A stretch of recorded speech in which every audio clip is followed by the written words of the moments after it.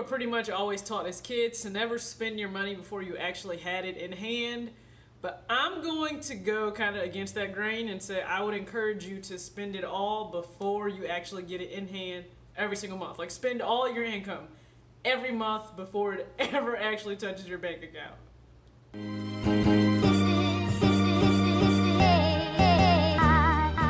Back another video, Talks with TJ, aka TJ 2 Swoosh Chains. But you guys know if I make a video directly after work, it is TJ 1 swoosh chain, and that's exactly what it is right now, you know. But we got a little polo on, you know, trying to get like CO now 23, got a little polo on, but you still never hooked me up with a little polo bear hat, shirt, sweatshirt. I'm calling you out, definitely. But guys, go ahead, check out his channel if you have not. CO now 23, always just a great dude. I call him the Air Max 1 king because he's not all about just the retros. He loves Air Max 1s, comfy and affordable.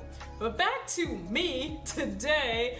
We already know it is a Monday, guys. I love trying to do discussion videos on a Monday. Matter of fact, most videos are going to be discussion videos this month of June. You guys know that I'm not picking up any sneakers 30 days, and I'm doing well. I'm not tempted whatsoever. Like, it's crazy that the stuff coming out is not even tempting me. I think I have a shoe in mind that I'm going to go after immediately as soon as July hits, but we'll save that for a later day. Let's just get the particulars out of the way today, and then we'll move on to the budget discussion at hand that you guys previewed prior to the intro. So, it is game 5 of the NBA Finals of 2019. Alright, let's just go ahead and break down the narratives right now, okay? Because I got tons of people that are always sending me stuff and DMing me stuff and just tons of stuff all the time, alright? Yes, Clay Bay went ahead. I felt like it was trolling. Kawhi Leonard with, you know, faking his laugh of the Like, I'm sorry, Kawhi could be an android because that dude is the most stiff, just no personality. Like, I would hate to have been the PR person that had to teach him how to talk to the media, because I would have quit that day and just walked out of my job, because it is extremely difficult to get anything out of him when you are trying to interview him, whether it's pregame, postgame, doesn't matter. I wouldn't want to be that reporter having to do that, but Clay was just having fun with it. Now, this game is monumental. There's a lot of different things at stake here.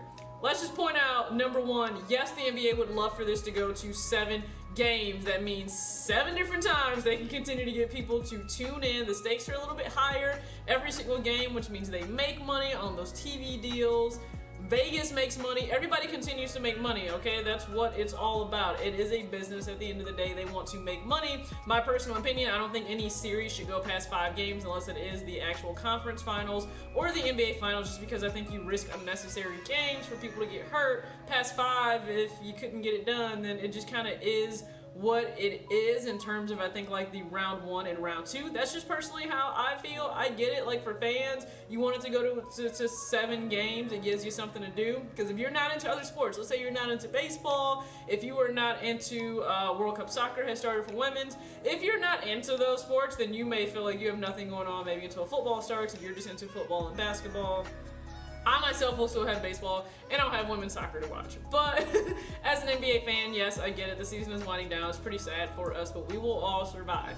When it comes to Steph, this is really his moment. Now, I get that he was running around like a madman, probably ran well over 10 miles on the court for game 3 when he did score 47, but we still lost. And then he just looked gassed the same way I actually would say LeBron did in 2016, not having his full team with him around him, because this is a league now where you can't just have like a few superstars, you know, just 1 or 2. Sometimes it does take 3. And then even if you have those 3, are they all healthy? So we got a hobbled Clay who came back and did amazing, I think, coming back on that short rest.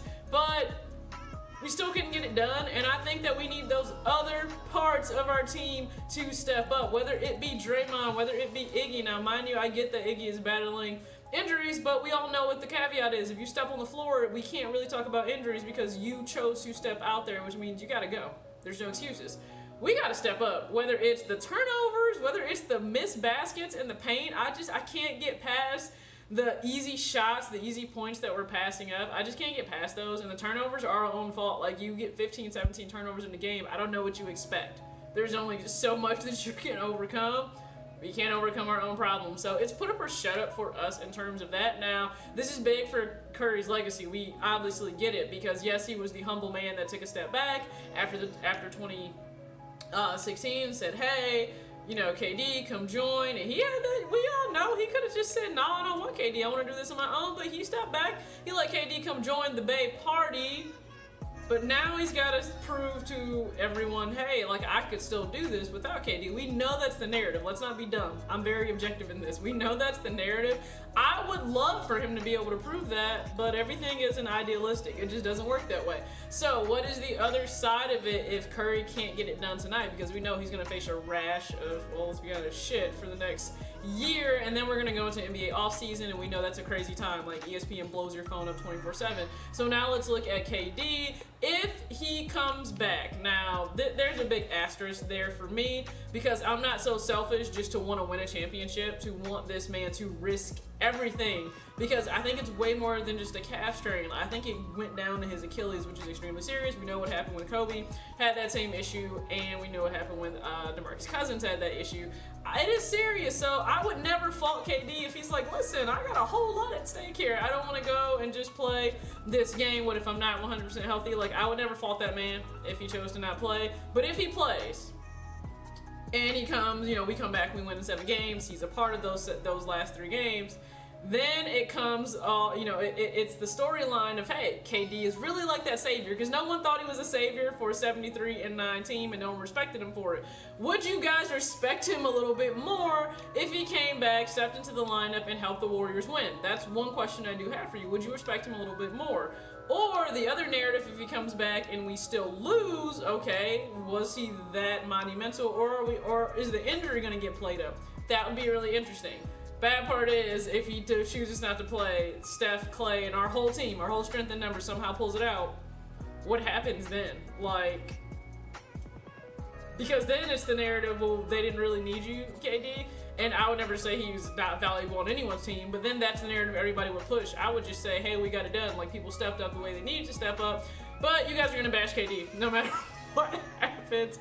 I really do feel like, so it'll be interesting. Like, I'll be on pins and needles, just got home from work, so I haven't even changed into my Warrior stuff because I got stuff I need to do around the house. But you guys already know I will be in Warrior stuff for the game, decked out and on the edge of my seat. Really hoping we win this. If we don't, let's just put it like this. Tuesdays and Wednesdays videos will probably be filmed today, so therefore, if I'm in a shitty mood, you guys actually won't see it in Tuesdays and Wednesdays videos. How about that? I'll just let you know a little inside story. So, Game 5 tonight, you guys can let me know, do you think this game, this game is monumental? Because if the Warriors can capture this win, I think we can definitely push it to 7 and have a chance to win. If we lose this, I mean, Toronto has set themselves off on the map of the NBA internationally, so that's insane. All right, so let's just move past this. Let's go to actual talking about what I want to talk to you guys about. So yeah, like, spend all your money before you get it. On paper, though, don't actually go out and like purchase a ton of stuff before it actually hits your bank account. But spend your money before it actually does arrive, but spend it on paper, and that's what a zero-based budget is. So you actually spend everything, like down to the dollar, like down to the very last dollar. It should be 0 left over from every paycheck. Not because you've spent and you don't have any more money left to actually do things you need to do, but because you've looked at everything that needs to be done and then you bottom it out to 0. So what I mean is, I live 100% by this. So, I mean, I'll put it, I guess, up here, some diagrams or something, so you guys can be able to see it. Whoa, we got kind of bright there. So you guys can be able to see it. So, very simply put, you know, you have your income when you get paid, but then you need to look at everything else that needs to be done before you actually do get paid. So whether it be setting money aside for bills, whether it's student loans, you have gas to put in your vehicle, you have to pay for groceries, maybe you like to eat out every single week, so put money out to eat, put money aside in that budget to eat out. Maybe you have clothes to buy, maybe you're putting money aside for a vacation, maybe you are donating, maybe you have, I don't know, like a haircut, a hair appointment, medication to pick up, a subscription service, like all of that all counts in your budget, and every single thing should have a dollar amount. So I don't care even if it's, I have, you know, I've done all of this and it's $20. Okay, that could be $20 just cash in your pocket, but still put that down as $20 like cash in my pocket, because at the end of the day, it should bottom out to zero. What does that do for you? It means you don't have money that's just laying around, because idle money that just tends to sit there, that's when we fall into that trap of I have no idea where my money goes, or I don't know why I don't have enough at the end of the month, when the first of the month comes due and rent is due or that mortgage is due. And that's where you can actually start to plug the leaks in your budget. So when you start to make a budget and you're like, okay, that bottom has to equal zero. So let's say you tally up what I'm gonna put aside for, you know, rent this month and groceries this week and gas. And as you start to go down, whether it be the dog, kids, hospital bills, life, whatever, and you realize everything's accounted for, but I still have like $100, $200, $300 left. Where does that come from and what now? Because I think that allows you to see, oh crap, I have a lot of unaccounted money, and that is actually how you can plug a leak in your budget or in your income to be able to figure out where is it just going, where does it go where you can't account for it, because that's important. Like some people say, I just need to make more money, I need a raise. No, sometimes you just need to make a zero-based budget where every dollar is spent before it actually is in your account. Because you may find out that you've just given yourself, I don't know, $100, $200, $300, $400, $500 raise that month simply by actually accounting for everything before your income actually hits your bank account. So if you follow a zero-based budget, or if this is something you do, you can let me know in the comment section. It is something that I do, and I love it because when I wake up on payday on Friday, I don't have to worry about a thing. I already know where every single dollar is gonna go. It is all written out. I still balance a checkbook, okay? Not that checks are really written, but still balance a checkbook to know every single time my debit card is used. I make sure that I log that and I keep track of it so I can be on top, organized, and aware. Hopefully you guys, if you've never tried a zero-based budget, go ahead and give it a try. Let me know how it goes if you do choose to try it. And that is just our little budget talk for today. I told you guys June and July we're gonna get into a lot more budget talks, and you know, that's what it is. Just trying to help you guys out. Have a good, productive entry to your summer. Thank you so much for watching this video. Be sure to subscribe. I do have the 5K giveaway information in the description box that is going on right now. So as soon as I hit 5K, the giveaway winners will be announced. Your gifts will be sent out, get information from you. But that is going on, so be sure to check that out. As always, thank you for rocking with me. Peace out.